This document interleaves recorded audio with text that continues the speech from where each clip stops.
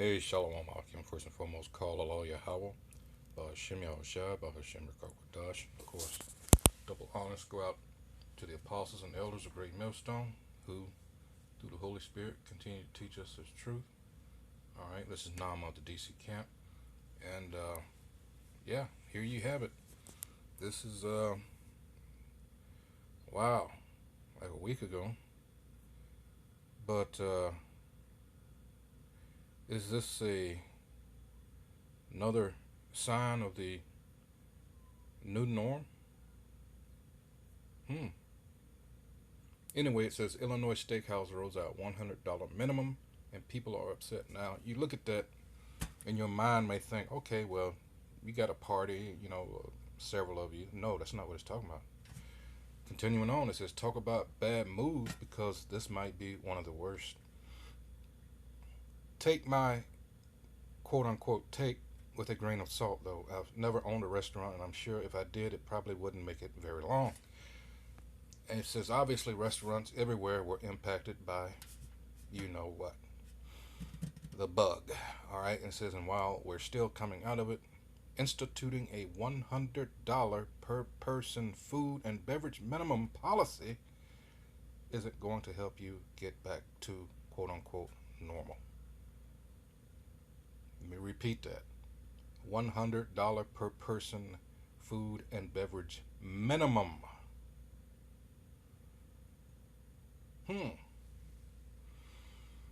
Boy, talk about price hiking. But I foresee, if not to this extreme, people are going to be playing with the numbers here. Trust you, me. It says Steak 48, located in the River North District at 615 North Wabash in Chicago, puts it bluntly and in big bold letters on the main page of their website. There is a $100 per person food and beverage minimum. Cool. So, but they should have, okay, well, so if you go there, obviously you've been informed of this, so you can afford it. So what's the gripe? It says there is a $100 per person food and beverage minimum for each person at your table in order to ensure that each guest enjoys the total experience of food, service, and atmosphere. This does not include tax or tip. To support our frontline service staff impacted by the current conditions, there is an 18% minimum gratuity added to all checks. Okay, cool. Like I said, you've read this, you're there. Evidently, you're supposed to have understood this. You were informed, right? It says, at first I thought it was $100 minimum per check, but I reread it and saw it was per person. That's why I started off like I did. It says, and I was stunned. I figured dinner for two at a fancy, albeit chain restaurant, will cost at least $100. But when you take that, double it, then put an extra 18% on top for a tip, that amounts to one costly dinner. And I would go as far as to say perhaps the owner here is taking advantage of the situation. Like, many might read this and get the idea to do the same. All right. And like we've said the last several months here, it's going to get really bad out here. All right. These elites, the ones that are given the word for this to go down, all right, they know what they're doing. And it's going to get to a point where it's going to take on a life of itself, and that's when it's really, really, really going to get bad, because it's going to be all out chaos and anarchy. All right, while they go and hide in their bunkers or whatever have you. But we've told you. Let's get some scriptures here. We told you. This is all part of. Whoops, what did I do? Of going right here. Now this is Ezra's, the Greek way of saying Ezra in the Old Testament. All right, same person. And this is what he says: "Woe to the world and them that dwell therein," because he got this vision. All right, with things to come, how bad it's going to be. All right, and this is one of the causes of things to come. All right. You're already seeing food go up in the grocery stores. I took pictures just yesterday. I was in the store, and you're seeing things that aren't there, just period, that aren't there. All right, and I've been doing that for the last few days now. Uh, People looking at me funny, but fuck them. Uh, you gotta document this shit. Otherwise, people will not believe it, or they may think it's, you know, eventually it's going to get better. They have that type of attitude, all right, which is going to get you caught up short, all right. I guess with the local news, which is just there to make you, fat, dumb, and happy, and a lot of that fits a whole lot of Americans, all right. But yeah, it's going to get real bad, and we brought out scriptures like this before as a warning. Well, let's get them again. It says, "For the sword and their destruction draweth nigh, and one people shall stand up to fight against another."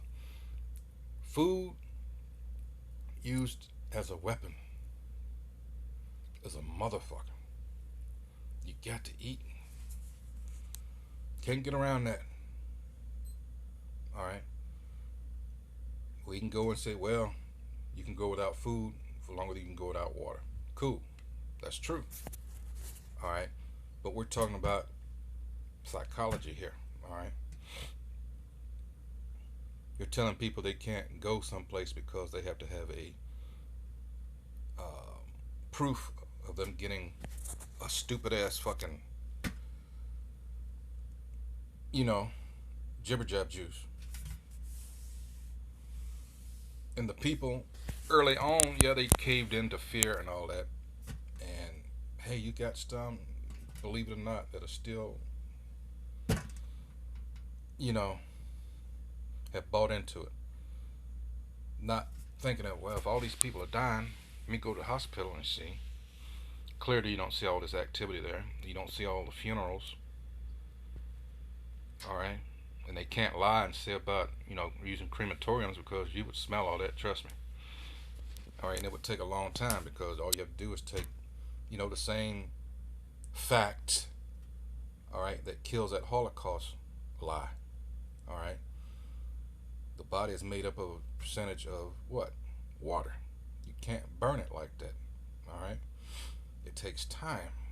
Anyway, um, 16, it says, "For there shall be sedition among men." You already see that coming. You already hear, but it's going to get much worse. "And invading one another, they shall not regard their kings nor princes, and the course of their actions shall stand in their power." Partly due to the fact that their kings and princes and others don't give a shit about them. And a lot of people that were diehard, you know, play by the rules, you know, this is the system we got. They're even looking at it like, no, this is bullshit. All right. Another reason for this to kick off, like we're telling you. 17, "A man shall desire to go into a city and shall not be able." What? Checkpoints. For one reason, we know this. If you don't get this shot, all right, that's one of the reasons. All right. "For because of their pride." Come on now, people around the world can't stand Americans. Because of what? Their pride. The exceptionalism of Americans. They can do whatever they want, whenever they want. And used to get away with it. "For because of their pride, the cities shall be troubled, the houses shall be destroyed, and men shall be afraid." And if that's the case, how much more so than women? You keep saying, "I don't need a man," and all this. Well, I beg to disagree. I beg to differ. Let's go to Isaiah. Let's go to 32. And let's scroll on down here. We talk about the vile person where it's talking about here. We're talking about the elites and talking about the churls and all that. That's who it's talking about. That's who's behind all this shit that's going on now. All right. These people have these people have laid a trap for our people, in particular, the Israelites. All right. Their concern is not with the other heathen. It's about us. All right. All the hypocrisy. Everybody's seeing that. All right. Verse 9 is the point starting. It says, rise up, ye women that are at ease. Hear my voice, ye careless daughters. Give ear unto my speech. Yeah, you were so just live for to go out and dress very scantily in order to gain attention. But you fake as if you're not, but that's all right. You're going to get all the attention you've ever wanted in the days to come. All right? Rise up, ye women that are at ease. Hear my voice, ye careless daughters, and that is very careless. To go around here almost butt ass naked, leave nothing to the imagination, and think there's going to be no repercussions. It says, give ear unto my speech, and this is a plead for you to do so. All right? But we know that, especially the modern woman, no, too prideful. 10. Many days and years shall ye be troubled, ye careless women, for the vintage shall fail, the gathering shall not come. Tremble, ye women that are at ease, be troubled, ye careless ones, strip you and make you bare, and gird sackcloth upon your loins. All right, they shall lament for the teats. All these programs that help them keep the man out of the home. All right, give you that illusion that you're strong because your daddy, the so-called white man, all right, he had your back. Anything he could do, all right, to make sure our families were fucked up. And in this latest thing here, the last 5 years or so, with this Black Lives Matter, originally it was four homosexuals to include one male. Now he was been kicked out because what? They didn't want any semblance of a man in there, even though he was a faggot. But now they got three lesbians funded by George Soros. Clearly this is Psalms 83. They're doing everything in their power. All right, so this is a consequence of all that. All right, the Most High is getting these motherfuckers back. All right, he's pulling the plug through the elites on this motherfucker. Once again, 11. Tremble, ye women that are at ease. Be troubled, ye careless ones. Strip you and make you bare, and gird sackcloth upon your loins. And he's doing that. They shall lament for the teats, for the pleasant fields, for the truthful vines. Like I said, those programs and everything that help them become so-called independent. All right, they're not independent. You're still dependent on. That's the sad truth of it. All right, you fell for the bullshit. All right, yeah. And here's another one. Let me see. Let's see. This is First Timothy. This is what you were. I'm talking about to the so-called black woman and of the other tribes. All right, so-called Negro, Latino, and Native American that comprise the Israelites and those that are scattered abroad. All right. 1 Timothy 5 and 6. But she that liveth in pleasure, and we know that's all these Jake women are all about. They done fed into the, they live for the system, so to speak. All right, they're all caught up in it. They can't wait to go out and cheat on the man or whatever have you. All right, they're just out of order. That's the point. But she that liveth in pleasure is dead while she liveth. All right. Point blank. I didn't want to go off on a tangent, but this is all connected. Social media and reviewers take aim at Stake 48. So everybody's on their ass now. All right. Because this is the thing, the black woman so-called, and the others, but mainly that Judite woman. Take me out here. Take me out there.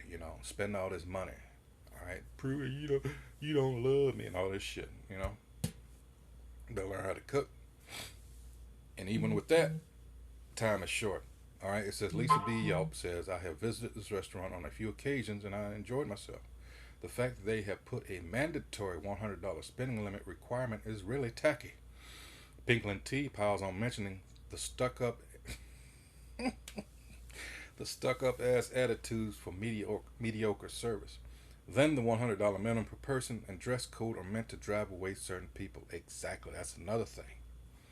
Now, of course, I've never been to Chicago. I'm sure there are people out there more qualified to, I'd be interested to know the area, um, the demographics in particular of that area. It says, on the other hand, Yelp reviewer John G chimes in with, I fail to understand people who think a restaurant with $400 tabs would be okay with t-shirts, hoodies, or baseball caps. Have you been to Steak 48? Is it worth the giant tab? All right. And that's on that. So this is just a thing of, sign of, trust me, this is not an isolated incident. The only reason I'm bringing this up is to prove point that motherfuckers are having all kinds of ideas how to make extra money out here. All right, because shit was shut down. So just watch yourself, because you never know, what people are going to do. All right, people starting to get desperate out here. So with that, hey, shalom.